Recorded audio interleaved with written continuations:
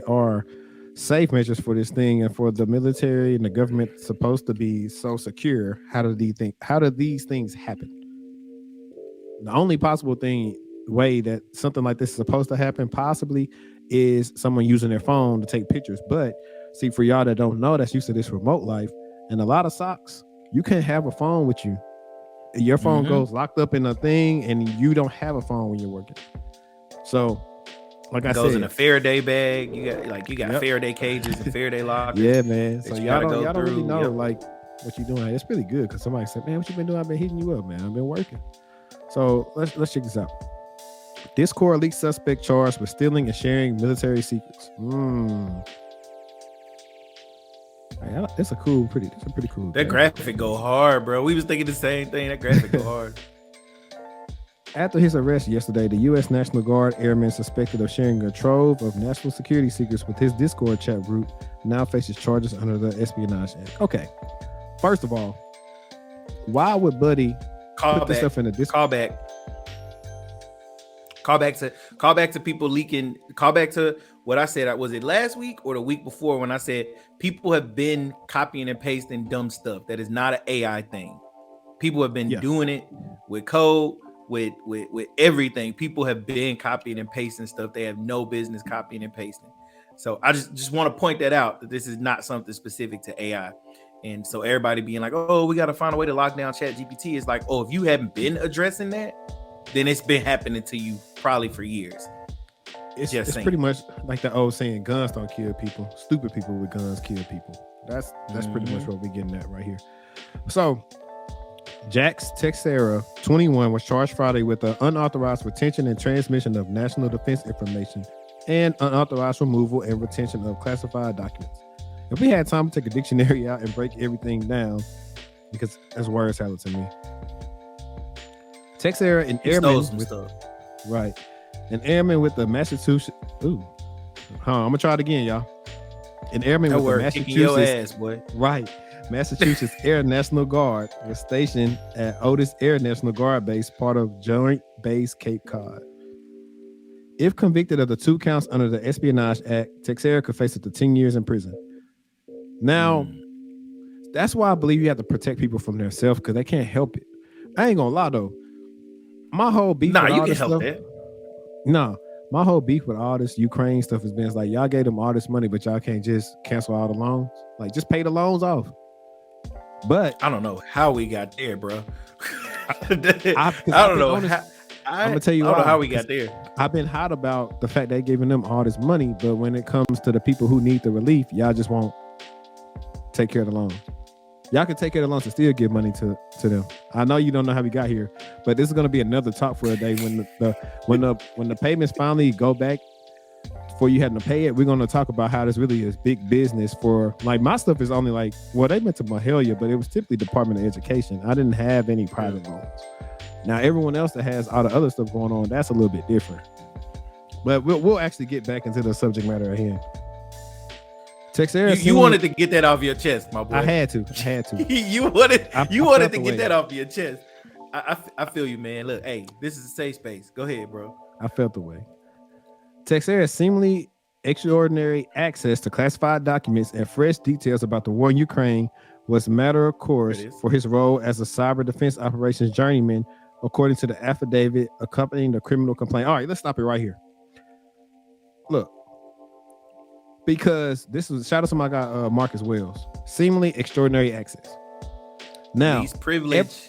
And one of the things we always talk about, I tell everyone all the time how they're so fascinated with, working in the SOC and pen testing and all these different things. At the end of the day, everything always goes back to one critical piece in your cybersecurity strategy, and that is IAM and PAM.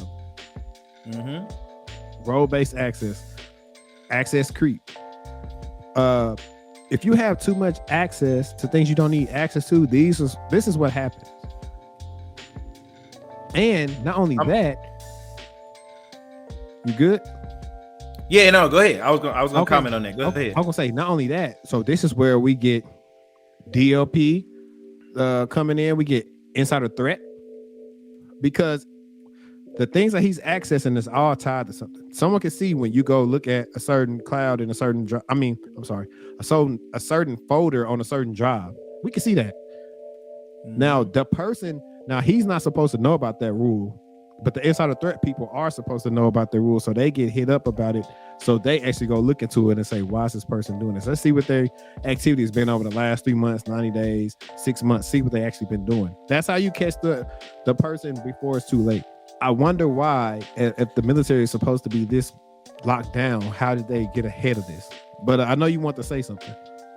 So check this out. So we've said this time and time again, but I want everybody to hear me, especially new people, even experienced people. So many security problems can be solved just by practicing basic security hygiene. Least privilege is a fundamental that we all learn starting off, right? People shouldn't have more access to anything than they absolutely need to do their job. Now, why do we do this? Well, we do this, one, because of the cost of managing access, right? It's hard to set up least privilege to find out exactly what everybody needs access to. It's easy to give people wide sweeping access, but here we see a violation of a basic security principle. And we've talked about this before offline. Like, people spend all this money on, XDR and all these other buzzwords that we hear about, but don't practice good security hygiene. Like, this dude just had too much access. This dude just had seemingly extraordinary access. Now, obviously, that's romanticized for journalism, but the point is, it seems like the root of this problem is that he had too much access. And so you got to ask yourself, if you're a new SOC analyst, if you're somebody that's new, there could be a lane for you to be like, hey, I want to check out these, because this is one of the things that new security people often ask me, is like, how do I find a win? How do I find a lane? How do I find ways to stand out? Have you looked at the policies that are being applied in your organization? Have you looked at group policies? Have you looked at these things? Because a lot of things we're trying to address with all these different security concepts and all these different type of security mechanisms, we could probably address by saying, hey, this group of people has way too much access. And if that group of people has that access, if one of their emails or one of their identities is compromised, then whoever compromises that account is going to be able to move laterally throughout our environment in a way that's way more far-reaching than we would like. So, least privilege, fundamental, basic security hygiene is I mean, so many of these attacks that we talk about on this channel come down to, like, there was a mistake with basic security hygiene. You gotta do the research, and you gotta do the work. Right. And let's see. And you gotta hire people to do the work. You can't hire run a SOC with 2 or 3 people and expect the work to get done. I want to point that out. That's facts. So that document offered some new details of the investigation into Teixeira, including how the FBI identified him. So why did the FBI identify him, but not the National Guard? Questions that need to be answered. Let's see. Prior to Teixeira's arrest, the New York Times and Washington Post both spoke with members of the Discord server, where a group of online friends bonded over an interest in guns, racist memes, and gaming. Duh. It's always them. Like, we don't like to stereotype y'all, but we already know it's y'all. It's always y'all. They should have added incels on there too. The Times published Teixeira's name shortly before his arrest Thursday. On April 12th, I wonder did they take him to McDonald's? Because you remember they took Dylan, whatever his name drop is. Drop the lock him up soundbite, bro. Lock him up. Lock him up. Actually, I don't even got that specific software mic thing going to that. It's got the regular one. That's why I hadn't been doing no gunshots or nothing. But I'm gonna let me get a stream deck. That way I don't have to worry about using my phone for this. Don't worry. I'm going to get it ASAP. On April 12th, the FBI obtained the billing details of Teixeira's server from Discord. Teixeira paid for the Discord server where he shared the secret documents using his real name and address in North Dayton, Massachusetts, where he would soon be arrested. Did Buddy want to go to jail? OPSEC, basic security principle. Not only are you out here doing some mad illegal stuff and being racist, but you're not even practicing OPSEC. Come on now. I feel like OPSEC is operational security for anybody that don't know. Maybe a double agent. Maybe he's going in jail to actually do something. Maybe he's an idiot. While Discord places a premium on the privacy of our users, we believe that our platform best serves the needs of all when we collectively engage in responsible online behavior. A Discord spokesperson told TechCrunch. Our terms of service expressly prohibit using Discord for illegal or criminal purposes, which includes the sharing of documents on Discord that may be verifiable classified. So wait, the racist memes? Y'all okay with that? Oh yeah, Discord? Yeah, that was cool with them. Y'all okay with the racist memes? Hey, that's why I rock with Slack. Y'all like Discord, I like Slack.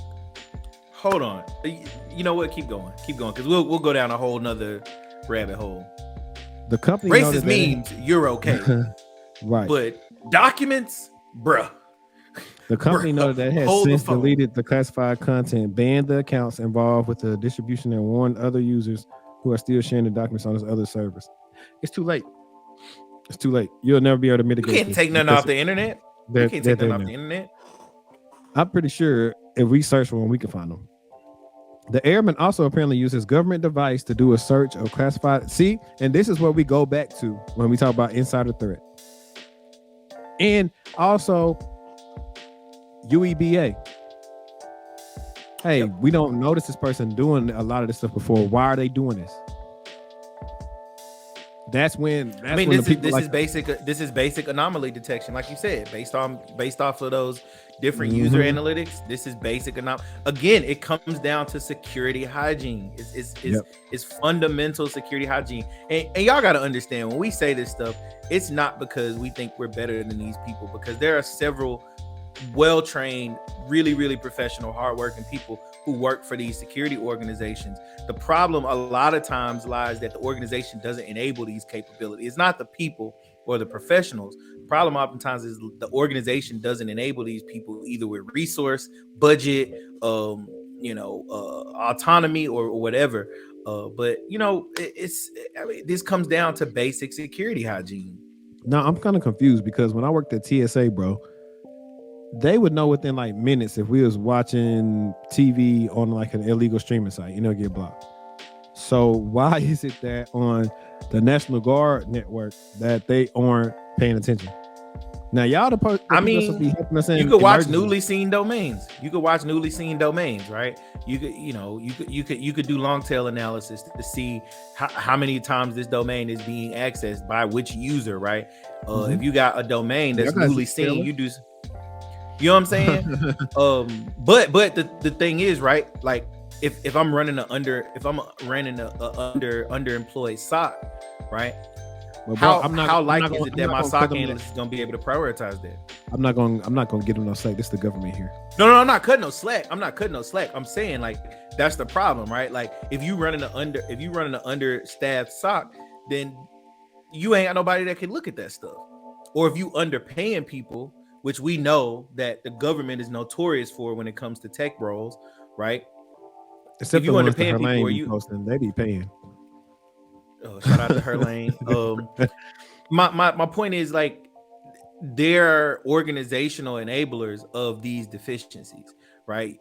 Like this isn't like, again, I want to make it clear, I'm not blaming the person, the people who didn't detect this. I'm saying there were probably organizational enablers that stopped them from seeing this basic anomaly behavior, right? Or anomalous behavior. So there you go. I mean, that's what it comes down to. That's what it comes down to. Practice good security hygiene and hire enough professionals to look at this stuff. Right. And like I said, I'm just gonna reiterate this again for like the umpteenth time. I used to hate when they say that to me in school, but this is what separates our podcast from everybody else. Like, we actually know what we're talking about. We do the things that we say we do at work. And you're not going to get this anywhere else. You're not going to get the entertainment value and the educational value, but here. So if you are right here, right now, go ahead and hit that like button, subscribe to the channel, leave a review. And you're not going to hear my boy East Massachusetts. Leave a review if you're on Apple Podcasts or Spotify or Google Podcasts or any other streaming services. Go ahead and leave us a review because, like I said, this is A1 content. We're going to touch a little bit more on the document, and then I'll have this document in the description. That way you guys can go through and read it for yourself, because I know you don't want to hear us just read it the whole time. Let's see.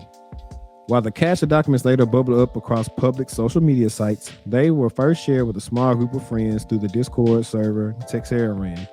According to the affidavit, another member of the server said that the post began in December 2022, first appearing in text form and later as photos of sensitive documents. Those photos include current military intelligence on the operation in Ukraine, including troop movements and documents that point to U.S. surveillance of allies like South Korea, among other sensitive topics. Listen, we've already said like how they should have been able to catch this, so we don't need to even beat your head over this.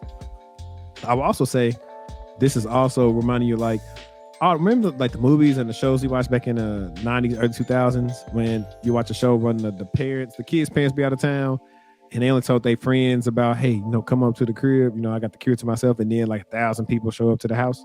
That's what this is. He only really wanted the people in the Discord to see it, but then they started sharing it everywhere. That's all this is.